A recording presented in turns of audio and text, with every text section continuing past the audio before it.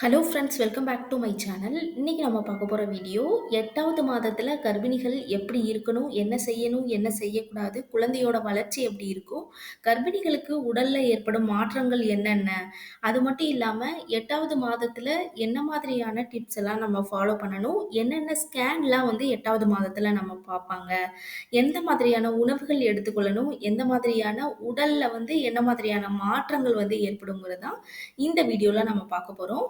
வீடியோவை ஸ்கிப் பண்ணாம முழுசா பாருங்க. அப்பதான் உங்களால எல்லாத்தையும் தெரிஞ்சுக்க முடியும். நம்மளோட சேனல்ல முதல் முறையா பார்க்குறவங்களா இருந்தீங்கன்னா, சப்ஸ்கிரைப் பண்ணிட்டு பாருங்க. அப்பதான் நான் போடுற யூஸ்ஃபுல்லான வீடியோ உங்களுக்கு நோட்டிஃபிகேஷனா வரும். நார்மலா 8வது மாதத்துல குழந்தையோட பொசிஷன் நம்ம பார்த்தோம்னா, தலைகீழா வந்து நம்மளுக்கு வந்துரும். அதாவது நம்மளுடைய ஸ்கேன் ரிப்போர்ட்ல செஃபாலிக் பொசிஷன்னு குடுத்திருப்பாங்க. இப்ப 8வது மாதத்துல என்ன ஸ்கேன் வந்து நம்ம பார்ப்போம்னா, அல்ட்ராசவுண்ட் ஸ்கேன் தான் பார்ப்போம். எதுக்காக இந்த ஸ்கேன் வந்து நம்ம பார்க்கோம்னா, குழந்தை வந்து எந்த நிலையில இருக்கு? குழந்தை வந்து ப்ரீச் பிரசன்டேஷன்ல இருக்கா? டிரான்ஸ்லைவ் பிரசன்டேஷன்ல இருக்கா? அல்லது குழந்தை வந்து செஃபாலிக் நிலைன்னு சொல்லுவாங்க. அதாவது குழந்தை ஹெட் ஒன் பொசிஷன் வந்துருச்சான்னு சொல்லிட்டு பார்க்கறதுக்கும், குழந்தை வந்து ரொம்ப ஆரோக்கியமா இருக்கா? குழந்தையோட எடை வந்து கரெக்ட்டா இருக்கா? குழந்தைக்கு வந்து கொடி சுத்தி இருக்கா? எல்லாமே செக் பண்றதுக்கும் இந்த அல்ட்ராசவுண்ட்ஸ்க்கு வந்து ஸ்கேன் வந்து பார்ப்பாங்க.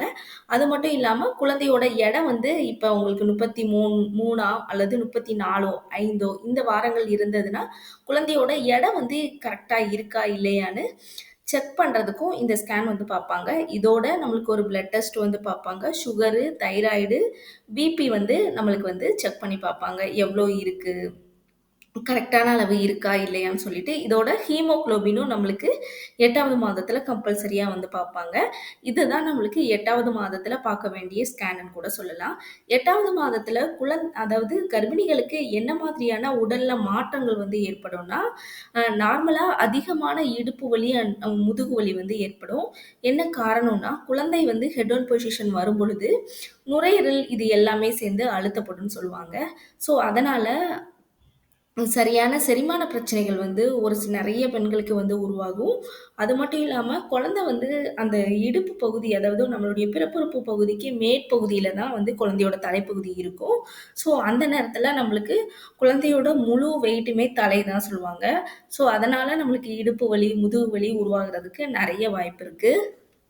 அதிகமான பெண்களுக்கு வந்து மோஷன் பிரச்சனை வந்து அதிகமா உருவாகும். என்ன காரணம்னா, நார்மலாவே பிரெக்னன்சி டைம்ல மோஷன் பிரச்சனை வந்து உருவாகும். ஆனா, அதாவது 8வது மாதத்துல அதிகமா உருவாகும்.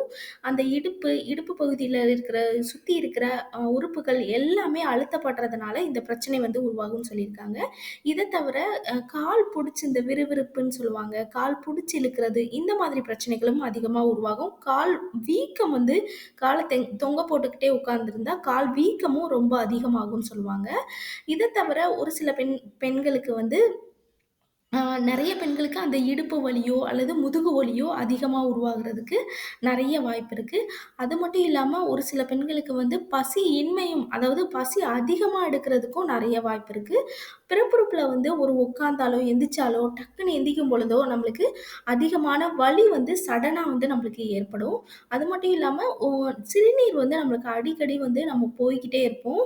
ஏன்னா, நம்மளுடைய குழந்தையோட தலைப்பகுதி நம்மளுடைய அந்த சிறுநீர் பைய வந்து அழுத்திக்கிட்டே இருக்கிறதுனால, நம்மளுக்கு இந்த மாதிரியான பிரச்சனைகள் வந்து உருவாகும். அதுவும் ரொம்பவே இயல்பான ஒண்ணு தான்.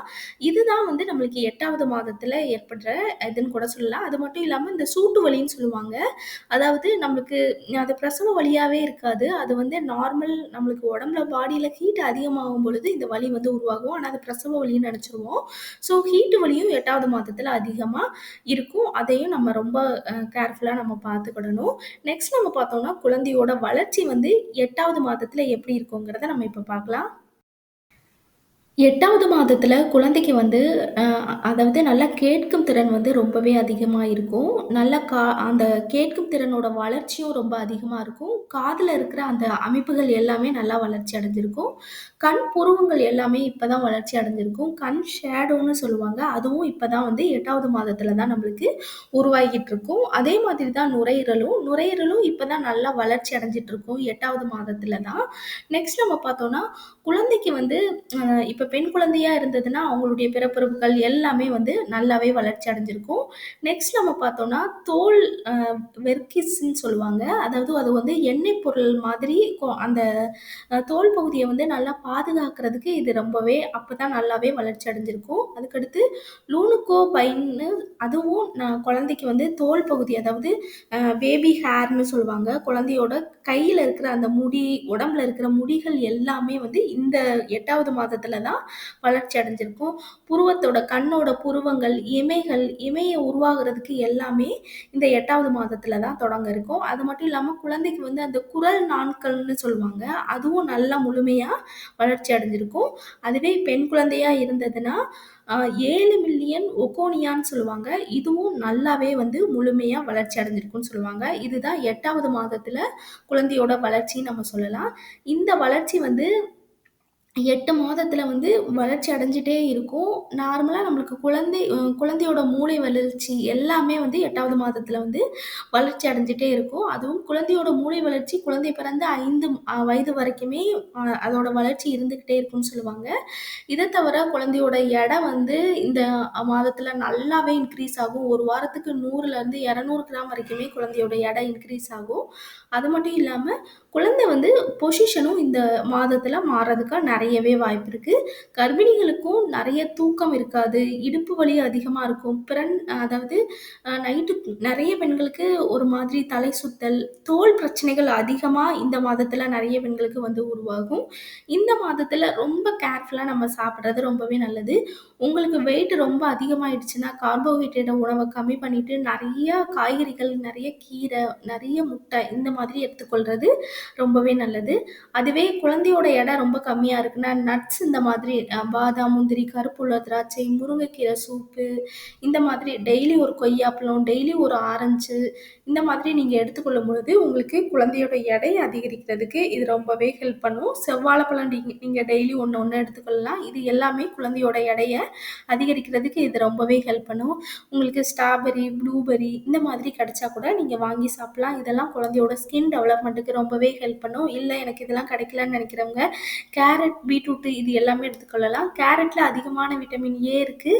பீட்ரூட்லயும் அதே மாதிரி விட்டமின் ஏ, இரும்பு சத்து அதிகமா இருக்கும் பொழுது, உங்களுக்கு இன்னுமே ரொம்பவே ஹெல்ப் பண்ணும். எத நம்ம கண்டிப்பா 8வது மாதத்துல நம்ம தவிர்க்கணும்னா, இந்த பூரி, ஆயில் சம்மந்தப்பட்ட உணவுகள பரோட்டா, இப்படி வெளியில நம்ம வந்து பானிபூரி இந்த மாதிரி ஐட்டங்கள வந்து சாப்பிடுறத வந்து தவிர்த்துக் கொள்ளலாம். டெய்லி பர்கர், பீஸா இந்த மாதிரி சாப்பிடுறதையும் தவிர்த்துக் கொள்றது ரொம்பவே நல்லது. இந்த 8வது மாதத்திலயாவது அதிகமா தண்ணீர் குடிங்க.